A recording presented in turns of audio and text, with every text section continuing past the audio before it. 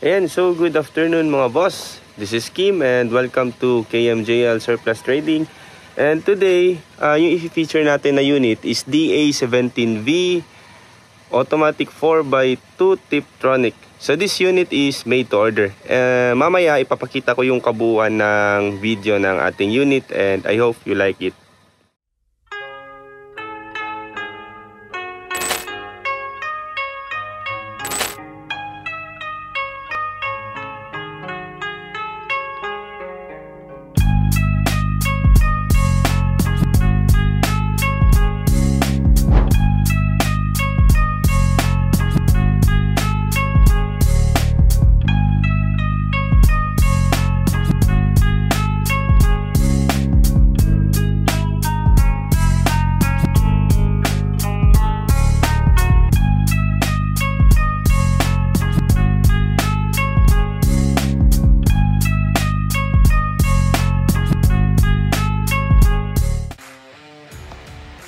And so ito yung unit natin na DA17V Automatic 4x2 Tiptronic.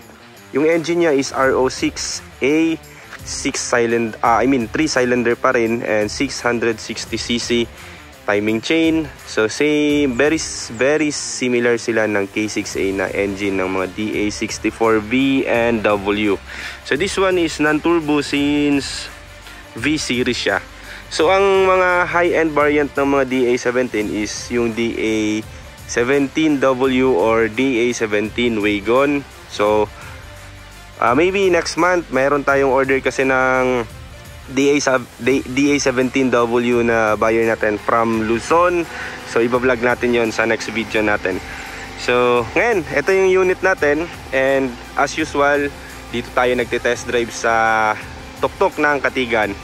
So this unit is made to order from our buyer na taga Davao City pa rin. So lahat ng nakikita nyo mula sa labas hanggang sa loob is decision or requested ng ating buyer. So ayan, papakita ko yung loob niya mamaya. Meron siyang brand new na TE37 Chrome ng kanyang mags 13. So brand new mags, brand new tires and brand new yung kanyang lug nuts. And so sa labas very simple setup lang po. Meron siyang 3M tint. Pati yung color, request din ni buyer na yung hood is ipapakulay black, pati yung roof para may twist.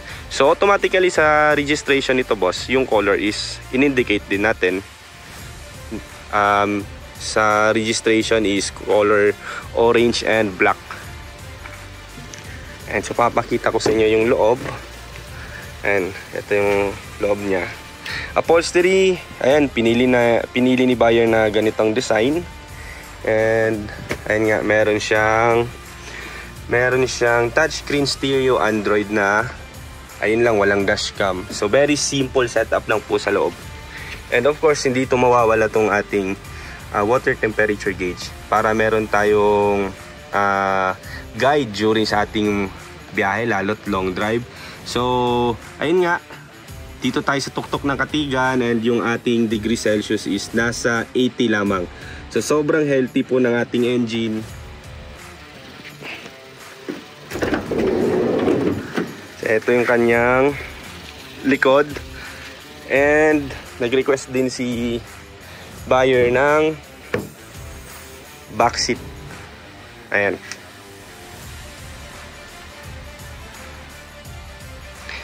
Ayan. So ito yung dashboard ni DA17. Yung pinagkaiba pala ni DA17 na dashboard kay DA64V is ayun nga, ganito na yung kanyang mga climate control. So left and right meron siyang lagayan ng mga baso, like for example po, galing tayo ng drive-thru, so pwedeng lagyan ng Coke or yung ano yung mga drinks na in order natin. So pati sa driver side meron din. Kasi sa DA64 mga boss, dito lang yung kanyang lagayan. Isang cup lang yung nalalagay. So, meron din dito, pwede dito. Ayan. So ito yung kanyang door pad. Papakita ko yung loob ng kanyang hood.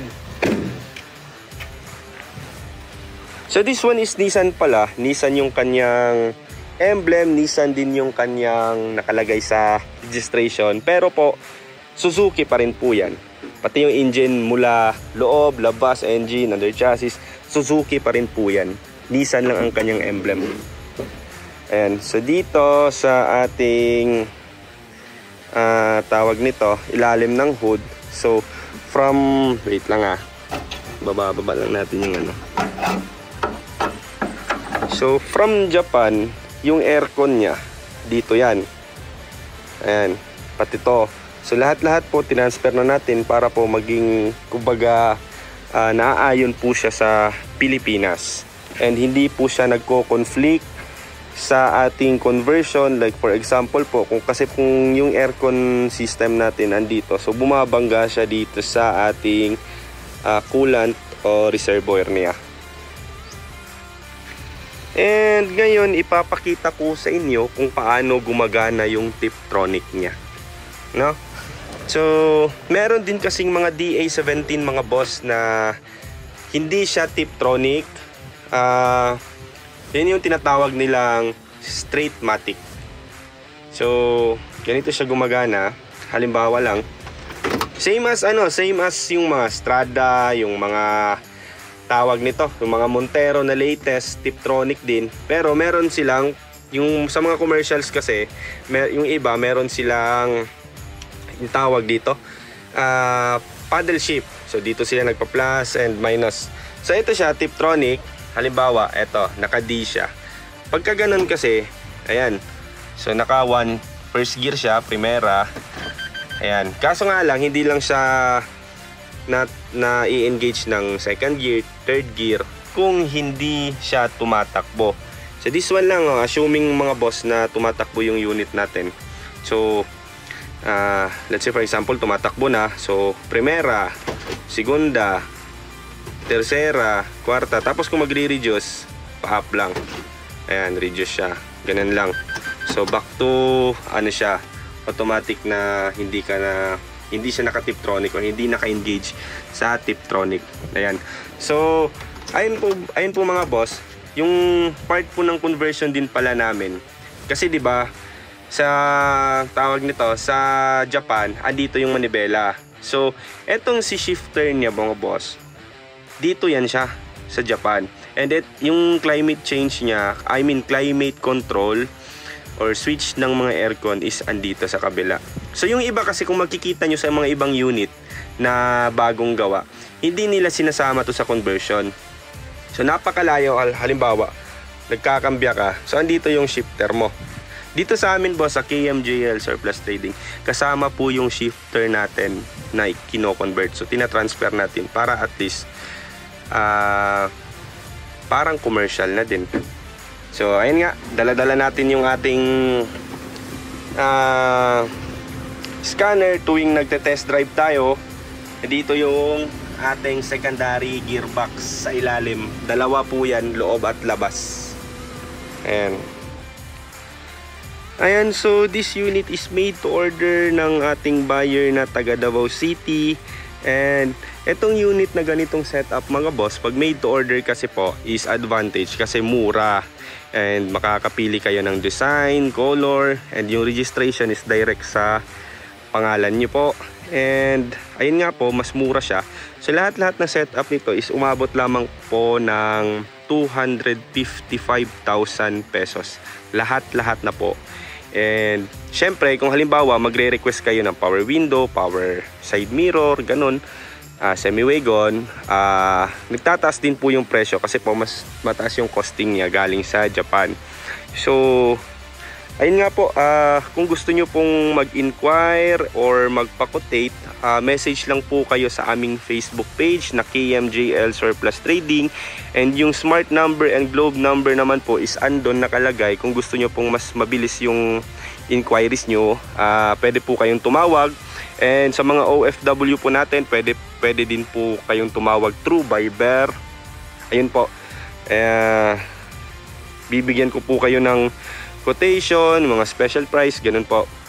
So this unit nga is umabot lamang ng 255,000 and nasa 4 to 6 or I think 7 weeks yung duration ng paggawa niya. Lalo ngayon, maulan-ulan po yung panahon natin. So yung pintura po natin is lalong na-extend yung trabaho. Kasi nga po, hindi tayo pwede magbuga ng pintura kung walang init. Ayun po. So, yun nga po, pa-like and subscribe na lang din po ng ating YouTube channel na KMJL Surplus Trading, and pa-click na lang po ng ating notification bell para lagi po tayong updated sa ating mga panibagong video.